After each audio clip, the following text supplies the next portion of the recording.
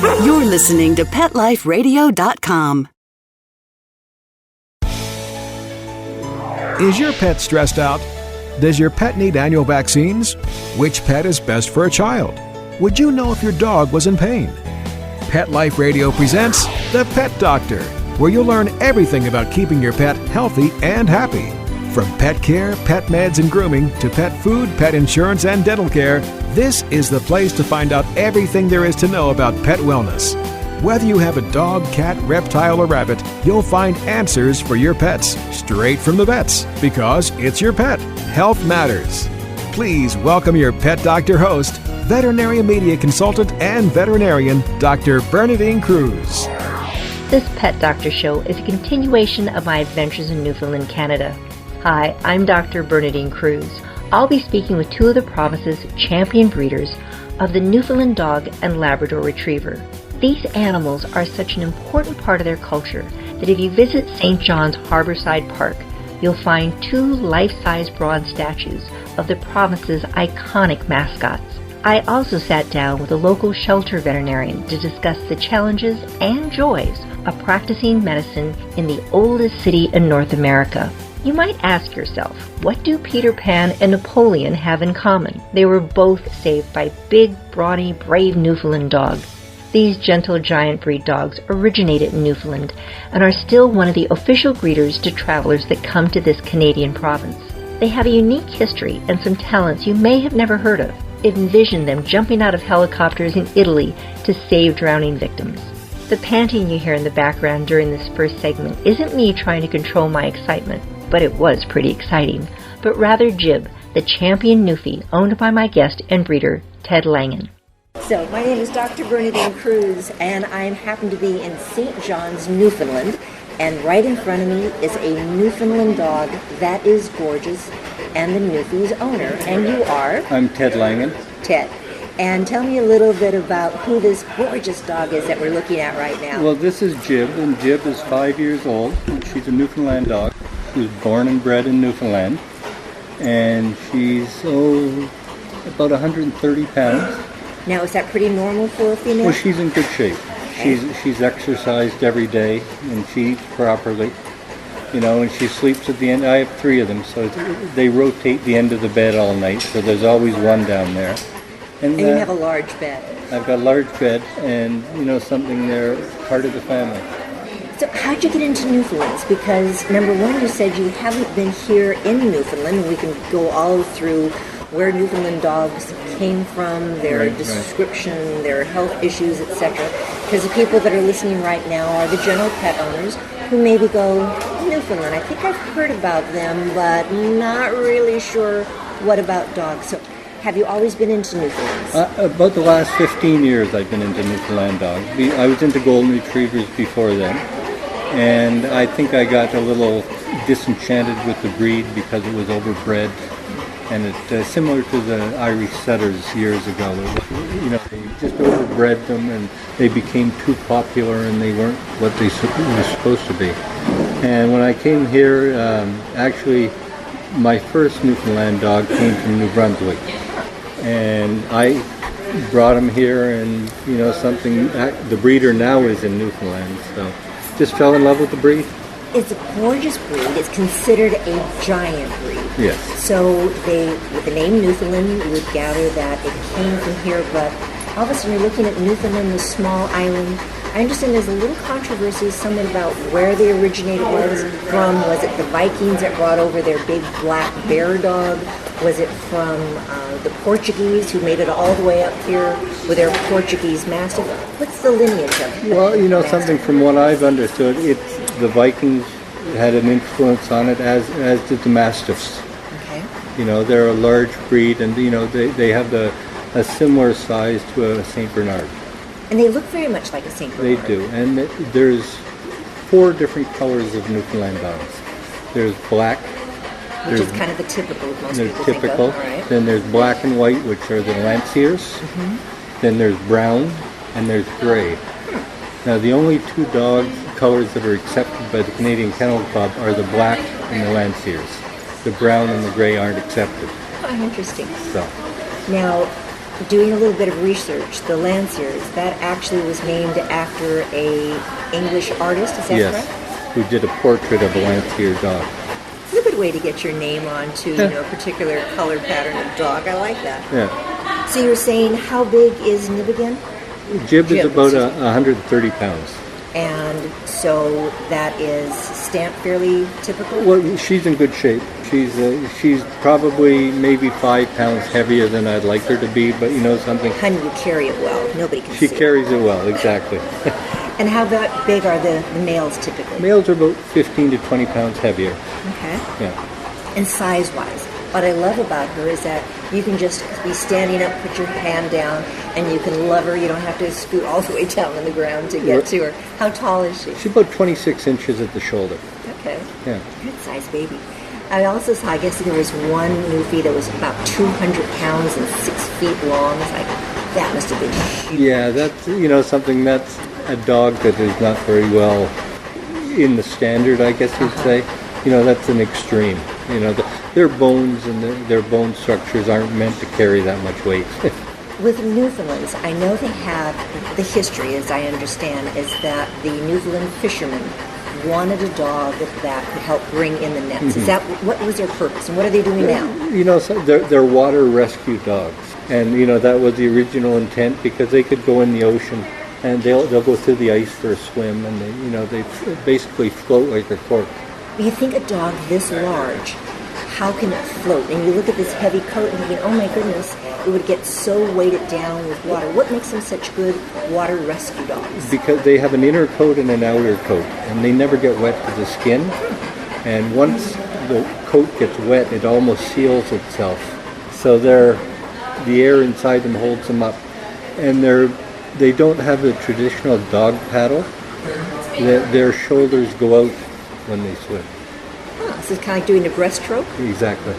My granddaughter's visiting with me here in St. John's, Newfoundland, and she's a swimmer, and I think one of her favorite strokes is the breaststroke too. So, you're just like her. Very good. Let's see, some of the famous dogs, I was really kind of surprised. Probably all of us have watched Peter Pan, and the big dog they have there, Nana. That's actually a Newfoundland. That was a Newfoundland dog, yeah. Are there other well-known... Something, there was was it the book The Call of the Wild? Uh-huh. He had a Newfoundland dog. Robert Kennedy had a Newfoundland dog. Lyndon Baines Johnson, I understand, had one, and so did Ulysses S. Grant. Yeah. Like something to do with being such loyal dogs. Maybe that's why politicians And they're a big themselves. dog. And I think it was about 5 years ago, a Newfoundland dog won the Westminster Dog Show as the best in show. So they are fabulous. Do they make a good family dog? They do, but they're very loyal, and they do take a lot of work. So often, somebody will have a Newfoundland dog, and they have to realize, there has to be a balance between the dog and the children. So They're as big as a child. yeah, exactly. They'll knock kids down, and they'll eat toys, and for a young family, they're probably not that good, but for an older family, they're probably excellent. What are some of the pros of having it? So you say they're a loyal dog. They're good, it seems like, for protection. No, they're terrible for protection. All right. Other than their size, friendly. if you went in my house at 3 o'clock in the morning, you'd just step over them. They're not a very, they don't get startled easily. And usually dogs that are protective get startled when they hear a noise or hear a sound or whatever. You're calm and kicked back. They're dog, calm, huh? But their size would be a deterrent. Besides that, no, they're not a good protection dog.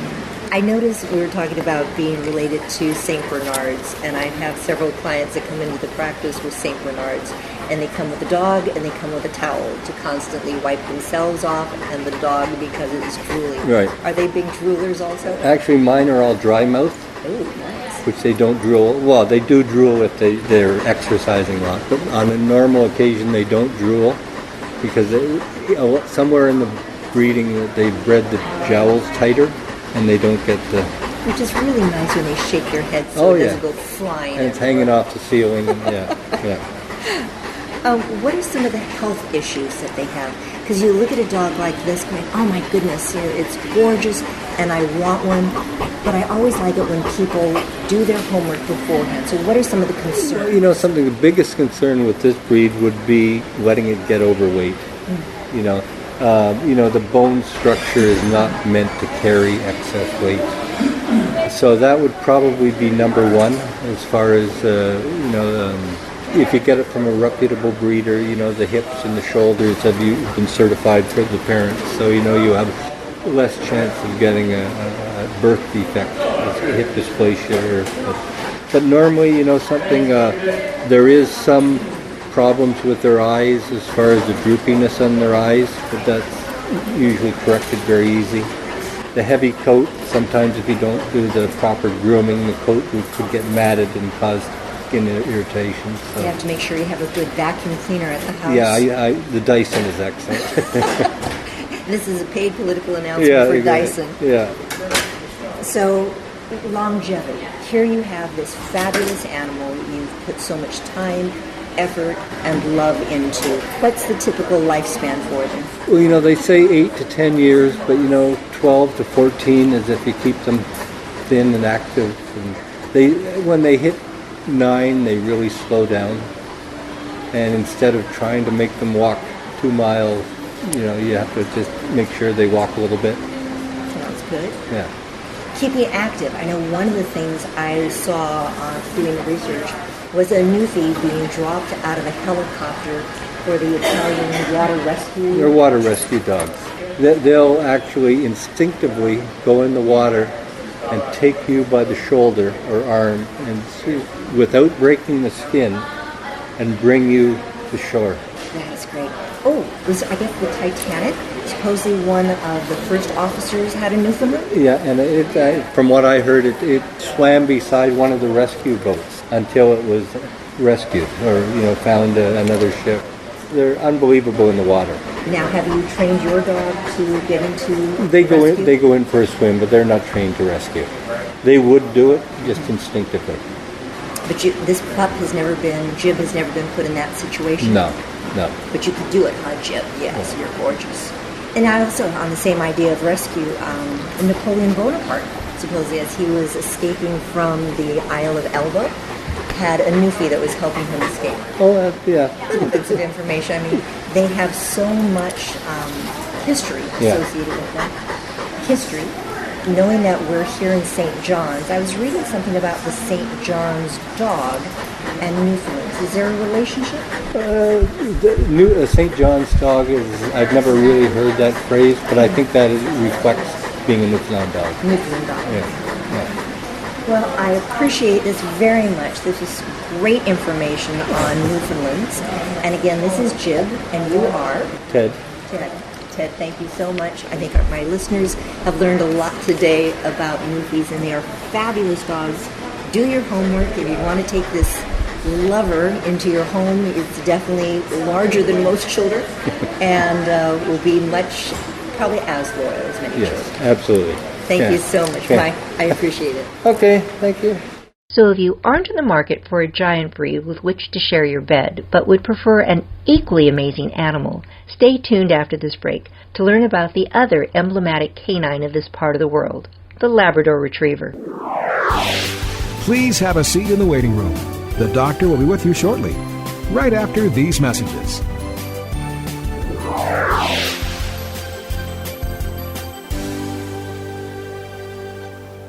Pet Life Radio, the #1 pet radio network on the planet, joins forces with iHeartRadio to put the power of your pets in your pocket. Awesome! Download the iHeartRadio app and rock Pet Life Radio on your phone, on your tablet, on your Xbox, in your car. Pet talk, pet tunes, and fun pet times.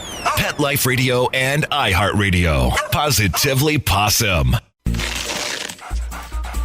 It's dinner time in America, where more pet parents trust PetSmart for natural and expert-recommended foods than any place else. And now, we've added more than 100 new varieties to our already wide selection of your favorite brands, like Simply Nourish, Authority, Wellness, Science Diet, and more. Do what's best for your pet. At PetSmart, happiness in store. Go to PetSmartDeal.com to find out this week's coupon code and save up to 30% on food, treats, toys, and more. And get free shipping on orders of $49. Go to PetSmartDeal.com. PetSmartDeal.com. Let's Talk Pets on PetLifeRadio.com. Welcome back to the Pet Doctor on Pet Life Radio with Dr. Bernadine Cruz. The doctor is in, and we'll see you now. Go to any dog park and you'll find them chasing balls, romping with great abandon, and charming treats from their owners. Labrador Retrievers are one of the world's most popular breeds. They can fill myriad of roles, from being a guide dog for the blind to couch potatoes for the retiree. Labs seem to be able to do it all. I have the pleasure of speaking with Tony Moores, one of the owners of Land and Sea Labradors of Newfoundland, Canada. This is Dr. Bernadine Cruz, and I am in Newfoundland, St. John's, Newfoundland, Canada, and I am here with Tony Moores. Tony Moores? Yeah. And who is this gorgeous dog that we're with? This is Keeper. And Keeper is not just a normal, gorgeous black lab. Tell us a little bit about her. Keeper is, well, she's almost 5 years of age. She's one of my breedings, and she's also a show dog. And not just any kind of show dog. You're being very, very modest, very modest. Well, she's right now she's the number one Labrador in the history of Canadian dog shows for best showing. So we have a very special girl here right now. So. And how many best of shows has she? She has 19 best in shows. 19. So she started just as a teeny baby doing this. Yeah, 6 months of age we started showing her. And the way the show thing works, you have to get 10 points and under 3 different judges. So the first weekend that she was out, she ended up getting 14 points. So I knew early along I had a special girl here. So being in Newfoundland and Newfoundland Labrador, one of the provinces of Canada, was I would get this feeling that Labradors are from this area.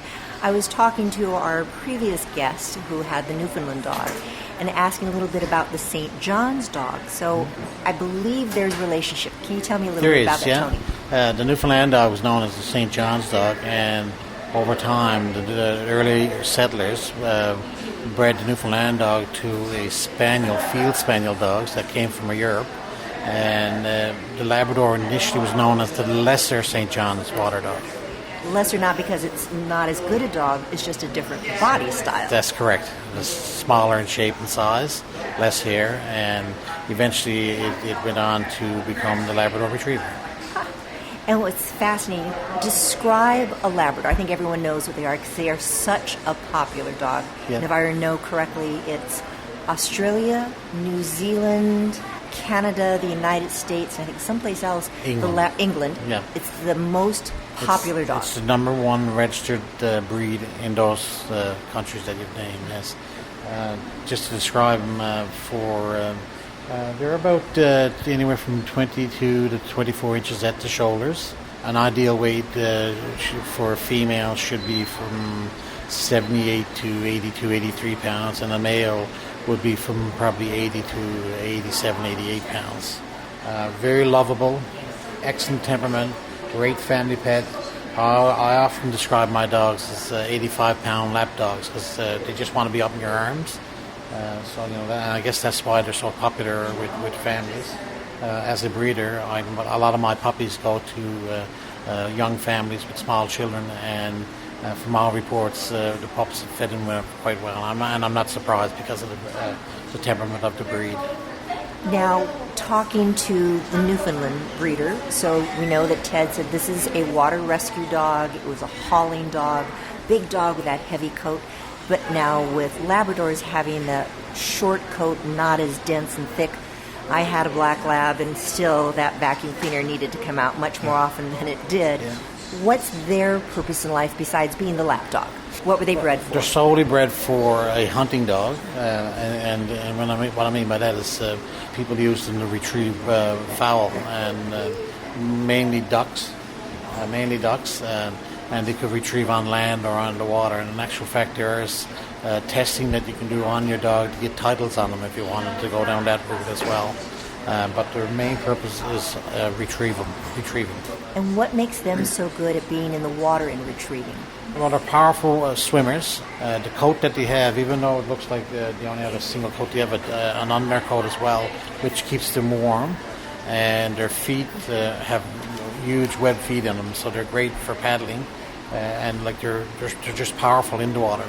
I know when I had my black lab puppy initially I just thought all puppies wanted to jump in the water and play, and it's like, took him a little bit of time to get used to it, but once he got in there, it was almost impossible to get him out. The color variations, I know that, correct me if I'm wrong, black was the first one, then came yellows, then came chocolate. That's Tell us correct. about a little genesis of the color variations. Yeah. Black is the dominant color, and from that, I know what we do genetic testing, so it's BYC, and I know when I breed the dogs, I know what colors to expect. When you look at the percentage chart, some dogs that are black produce all three colors and vice versa. You could have a yellow that can produce all the colors as well. So it depends on the genetic makeup of the dog, and usually, like in my research for breeding, I always try to find out what I'm putting together, so I know. Because I usually, there's a wait list for our puppies, so, if I got people that are looking for yellows and I'm breeding, and I'm only going to get blacks and chocolates, I'll know that in advance, that kind of stuff. So, yeah, blacks, there are some people saying that there's a silver color now as well, but there's no such thing as silver. All right. It's blacks, yellows, and chocolates, and that's it. Kind of color variations, but they are gorgeous. Yeah. Looking at the Labrador, now yours is gorgeous. She's a nice, solid dog. Almost reminds me of a football player's solid neck. Mm-hmm. But there seems to be different body styles. Yes. Correct me if there's an American style and an English style. So what is Keeper, and how would you compare the two? I always struggle with that question because for me it's the breed standard, and you're either inside the breed standard or outside. And you're right. People do have that belief that there is an American version and an English version. English version is considered stocky, lower on the legs, whereas the American version is taller on the legs, more slender. Keeper says, "I'm tired. Let's go." More slender, and they're considered a field line. Uh-huh. I always say that I have the Canadian version, which is somewhere in between those two. Okay, but within the standard. So that's my view on it. She's setting the standard. She's not within the standard. Yeah. She's setting the standard. True. Yes. Yeah. With a dog like this, she's not a giant, so she's considered a working dog, large breed dog. Yes. Correct? Yeah. What's your longevity? Besides Average, never long enough. It's never long enough. 10 to 12 years is the average life expectancy. I've had labs, for a few years, and my oldest one lived to be 14 and a half. And I've heard some instances where they lived to be 16 and 17. It's rare. But if you're getting to 13 or 14, you're on board time then. Getting that senior citizen dog. Exactly. Health issues. So I know that all too common in Southern California. I see the lab walking through the door. That is, they're saying it's, that field size, or it's the stocky size. It's just what it is, big bones. Going, no, your dog is overweight. Mm-hmm. Besides weight issues that we all struggle with, what are some of the issues for Labradors? Okay, hips and elbow dysplasia is the two big things. So for me, it's we test to do their health clearances with regards to hips and elbow clearances, and that's all I breed to. So it doesn't mean that you're not going to get a dog with dysplastic hips or elbows. It just means that I'm lessening the chances. So that's the two big things. We also test for do clearances on the dog's eyes. We do optogen testing as well, which is another test that we do to check and see if the dog will develop blindness. I make sure that my dogs are all cleared on those as well. And every other day there's more testing coming down the pipes. Like now they're testing for a condition called EIC, which can happen in large breeds, but it has been cropping up in IC, lab. EIC is called. So EIC. Exercise-induced collapse. Yes. So there's a blood test that you can do to see if your dog is a carrier and things like that. So, people are doing clearances on that now as well. So those are the main issues with Labradors. So, for me as a breeder, I know what I have with regards to my health clearances on the dogs. So I try to have as good or better than what I have at home right now when I'm breeding. And that's so important because so many times people see a dog such as Keeper going, oh, I just have to have that dog. Yeah. They find it on the internet.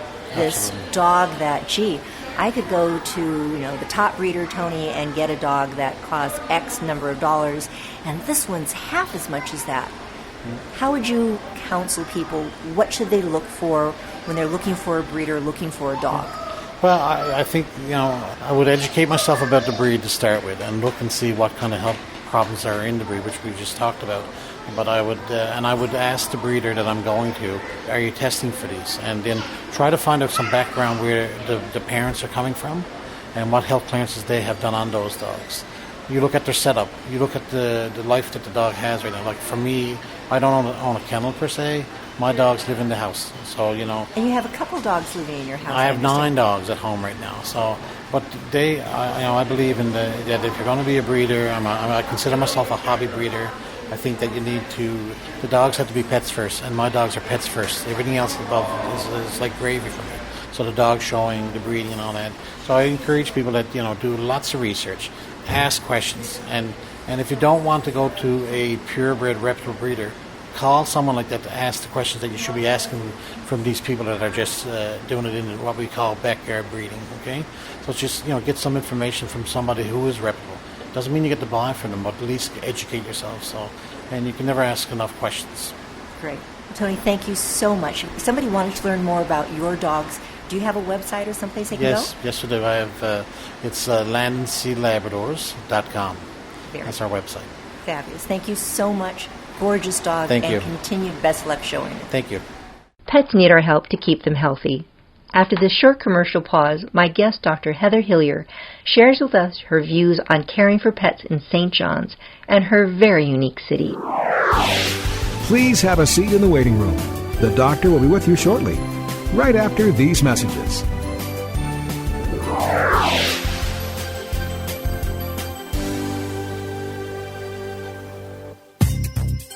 Dyson. The new Dyson Animal Vacs are powerful bagless upright vacuums for homes with pets. Air muscle and radio root cyclone technology generates the strongest suction power to powerfully remove dust, dirt, and pet hair from the home or car. To order your Dyson Animal Vac, go to DysonDeals.com. DysonDeals.com to order your Dyson Animal Vac today.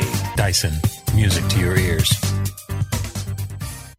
Hi, this is Teody Anderson, and I'm the host of Get Positive Results on Pet Life Radio. We're going to talk about a variety of topics on canine behavior and training, all based on modern methods that are fun for you and your dog. We might be talking about other critters too, so join us on Get Positive Results. We'll talk about common issues between you and your dog, answer your questions, discuss different activities you can do with your dog, and keep you posted on current canine news and products. All this on Get Positive Results on Pet Life Radio.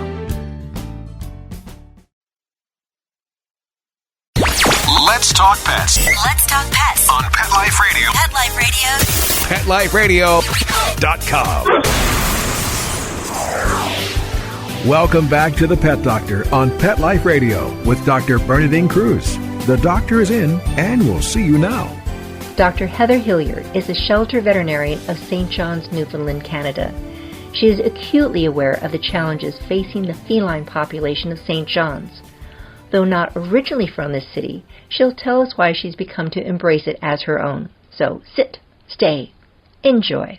This is Dr. Bernadine Cruz. I'm in St. John's, Newfoundland, Canada, and I'm here with my granddaughter, Lauren, and we'll be attending the Canadian Veterinary Medical Association's convention, and I happen to be here right now with the shelter medicine veterinarian for St. John's, Dr. Heather Hillier. Did I get all that right? You did. Oh, very good. So, Heather, tell me a little bit about what's your background. How did you come to St. John's? Because it is an area that is a little bit detached from Canada proper, and I know you're a Canadian. Yes, so I actually grew up in Labrador, which is the mainland part of Newfoundland. So the province is Newfoundland and Labrador. So we are east of Quebec in Canada, in a very remote community. So I had to leave the community for education anyway. I did my veterinary medicine degree and my biology degree in PEI, which regionally for vet schools in Canada, you stick within your region. And PEI, for those who don't know, is? Prince Edward Island. Thank you. Yes. So I spent 7 years in Prince Edward Island, and when I graduated, in trying to figure out where we wanted to live and work, essentially it was a decision to stay close to home. most Newfoundlanders end up in St. John's at some point or pass through. So we knew that our family coming on, like our parents, and my husband is from Labrador as well, coming on retirement age would probably hover around the island. So it was a family decision more so than anything else. And having a shelter medicine veterinarian here, I know that's one of the fields of specialty now in the United States of shelter medicine. What are some of your challenges here? Well, I am the first, so that's a challenge. Big challenge. It's good. I can pave my own way. There's nobody's boots to fill and no track that's already set. But it does provide some challenge as far as, simple obstacles, networking. And a lot of my networking is more online or over the telephone. I don't have a colleague in the area to chat with in person. So networking has been a big part, and it's very new to me. It wasn't a field that I had really set my sights on, but in private practice we had been working closely with the shelter for some time. So when they decided to hire a vet full-time, I was already very familiar with the staff and management, and was really pleased with the direction that they were going in, so I was quite comfortable to step into that role. What are some of the health challenges for the animals here? Well, we deal with mainly the cat population is our biggest concern. Dogs, even though we do see a number of dogs through the shelter, to give you an idea, we probably in general deal with about 4 times more cats than dogs. So dealing with the diseases that face cats and their amazing reproductive abilities is our biggest challenge. So when dealing with the feline population in a building, your viruses, so feline leukemia and feline immunodeficiency virus, and our prevalence is quite low with both those diseases, thank goodness. Upper respiratory infections, those set of viruses that cause the snotty cats, is my biggest challenge, and that is a challenge in almost all shelter environments. Do you find that, what are people trying to do now for the feline feral cat population? Is it the feral cats that are causing the problems here? Yeah, so there's been an amazing push in general to deal with just recognizing the feral population as a unique population of cats that is more dealt with on private charity groups, and they have their own ways of kind of dealing with it and working with the vet community for spay-neuter programs. But it is kind of an emerging field in St. John's. I think it's excellent, but it is quite new. If you hadn't gone into veterinary medicine, what would you have done? So many things. My mom teased I would probably be a kindergarten teacher. And she does have a picture still on her framed at home of me when I was asked what I was going to do. Apparently that veterinary medicine was going to be my hobby, and I was going to be a painter full-time. So that didn't quite pan out, so I guess we flipped it around. So you can still have your artistic lending and still do your veterinary medicine. Exactly. And with a 5-year-old, my kindergarten teacher comes out every now and then, too. I love it. If you had to tell somebody to come to Newfoundland, what would you recommend they see, do? What is so special about Newfoundland? What brought you here? You said yes, it was family, but what else brought you here? The province is so amazing. Just have to experience, it's like being transported back in time, really. It's, St. John's is the oldest city in North America, so we have buildings, built in the 17 and 1800s. The way that it's laid out, although if you're driving, is a bit confusing, but they're, really horse paths turned into roads in all directions.